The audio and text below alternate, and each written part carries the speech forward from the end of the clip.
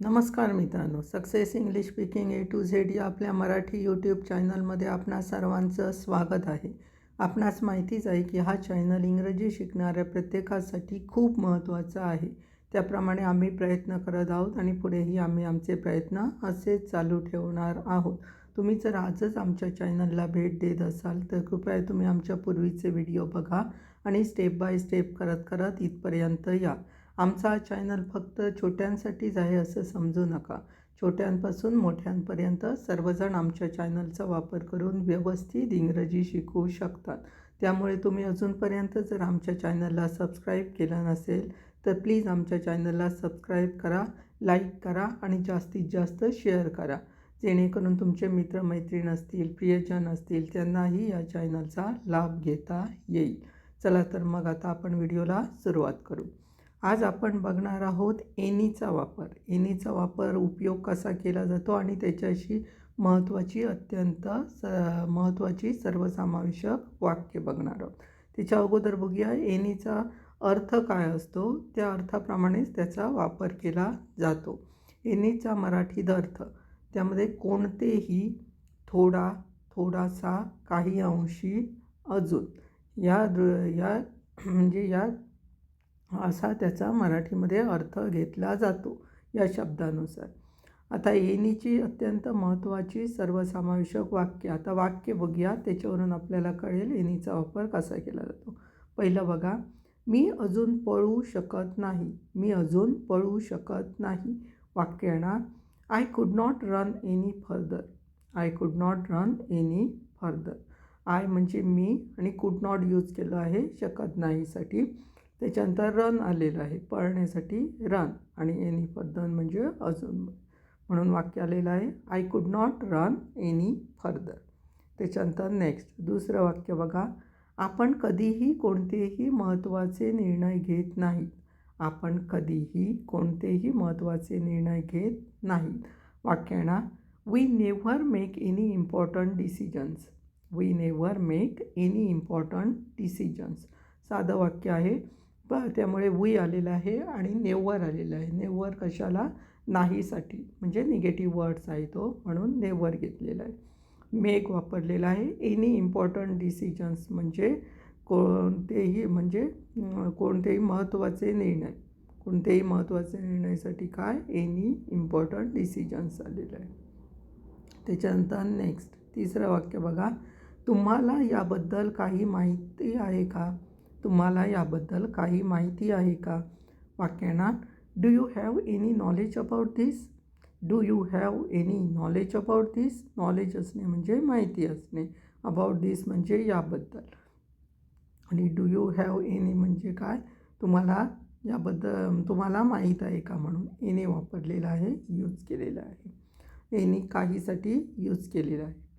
त्याच्यानंतर हे कशाला आलेलं आहे तुम्हाला माहीत आहे. डू कशाला आलेलं आहे, हो किंवा नाही उत्तर असल्यामुळे सहाय्यकारी क्रियापदाने सुरुवात झालेली आहे आणि हा साधा वर्तमान काळ आहे, म्हणून डू यू हॅव आलेला आहे. त्याच्यानंतर नेक्स्ट चौथं वाक्य, मी आता माझ्या भावना मनातच ठेवत नाही. मी आता माझ्या भावना मनातच ठेवत नाही. वाक्य येणार, I don't keep my emotions in any more. I don't keep my emotions in any more. इथे कसं साधंच वाक्य आहे, साध्या वर्तमान काळाचं आहे, म्हणून डू नॉट यूज केलेला आहे. निगेटिव्ह आहे म्हणून नॉट यूज केलेला आहे. इमोशन्स म्हणजे भावना, एनी मोर म्हणजे ठेवत नाही, म्हणून असं आलेलं आहे. इथे मन कुठे आहे तर इमोशनवरूनच आपल्याला कळतात की भावना ह्या मनातच असतात. त्याच्यामुळे इथे मनातलं मन हा शब्द तिथे घेतलेला नाही, फक्त इमोशन्स घेतलेला आहे. कारण इमोशन्सवरूनच आपल्याला कळतं की ते कुठे इमोशन्स असतात, मनामध्ये असतात, म्हणून ते इथे काय केलेलं आहे, फक्त I don't keep my emotions in any more असं आलेलं आहे. त्याच्यानंतर नेक्स्ट पाचवं बघा, तिला मी आता किंवा अजून आवडत नाही. तिला मी आता किंवा अजून आवडत नाही. वाक्य येणार, she doesn't like me any more. She doesn't like me any more म्हणजे शी आलेला आहे, त्याच्यानंतर डझंट यूज केलेला आहे. साधा वर्तमान काळ असल्यामुळे डज वापरलेला आहे आणि नॉट वापरलेला आहे नाहीसाठी. लाईक म्हणजे आवडणे, इन आणि मी म्हणजे मला, मी म्हणून आलेलं आहे. तिलासाठी शी आलेलं आहे.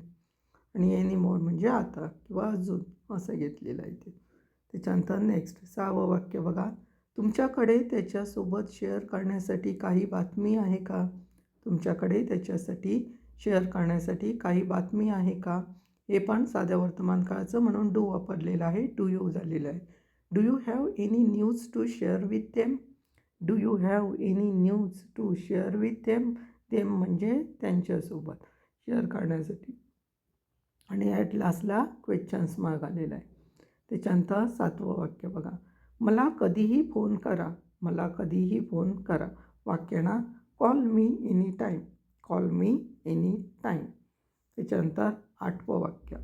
तुमच्या मनात काही कल्पना आहे का? तुमच्या मनात काही कल्पना आहे का? वाक्य ना any idea in your mind. Any idea in your mind and questions mark आलेला आहे. म्हणजे काही कल्पना आहे का? Any idea in your mind and questions mark आलेला आहे. त्याच्यानंतर 9वं वाक्य.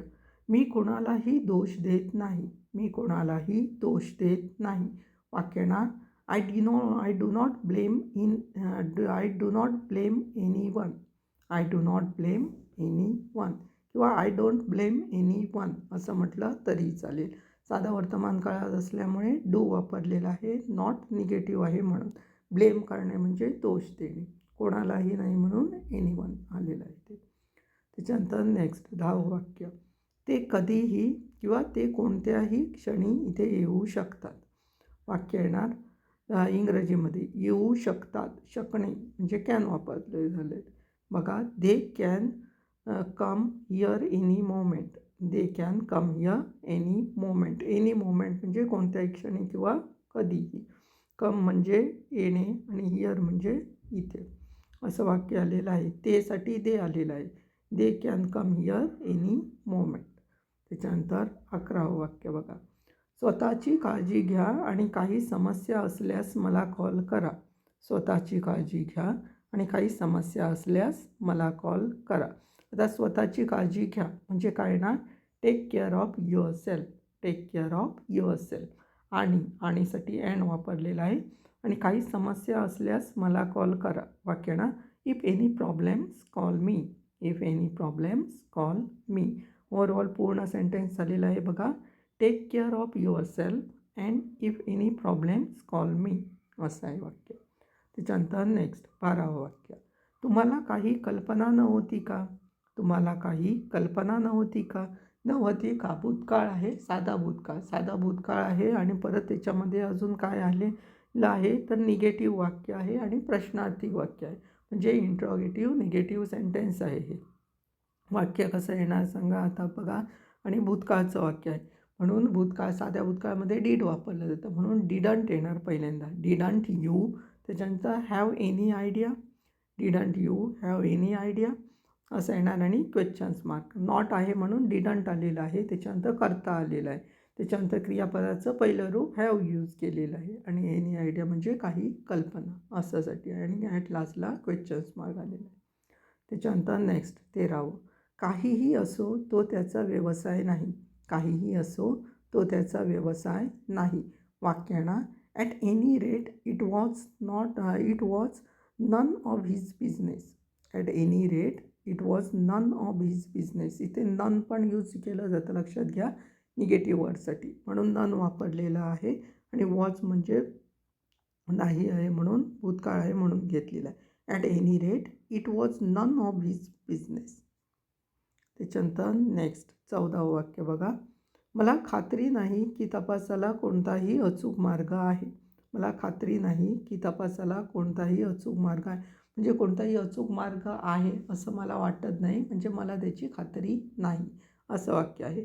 वाक्य ना आय एम नॉट शुअर म्हणजे मला खात्री नाही. त्याच्यासाठी I am not sure there's any accurate way of investigation. There's any accurate way of investigation. लक्षात घ्या इन्व्हेस्टिगेशन म्हणजे तपास. ॲक्युरेट वे म्हणजे अचूक मार्ग आणि एनी म्हणजे कोणताही असं वाक्य आलेलं आहे. I am not sure there's any accurate way of investigation. त्याच्यानंतर नेक्स्ट 15वं बघा, मी आता अजून वाट पाहू शकत नाही. मी आता अजून वाट पाहू शकत नाही. शकत नाही म्हणजे कांट यूज केलेलं आहे करतात. वाक्य येणार मीसाठी आय पहिल्यांदा येणार. आय कांट, त्याच्यानंतर वाट wait. I can't wait any longer. I can't wait any longer. करता plus can not plus V1 येतं, वेट वाट म्हणून V1 येतं क्रियापदाचं पहिलं रूप. अँड एनी लॉंगर म्हणजे आता अजून असं घेतलेलं आहे. अँड लास्टला फुल स्टॉप आहे. त्याच्यानंतर 16वं वाक्य बघा, खरं तर मला अलीकडे कोणतेही टिप्स सापडले नाहीत. खरं तर मला अलीकडे कोणतेही टिप्स सापडले नाहीत.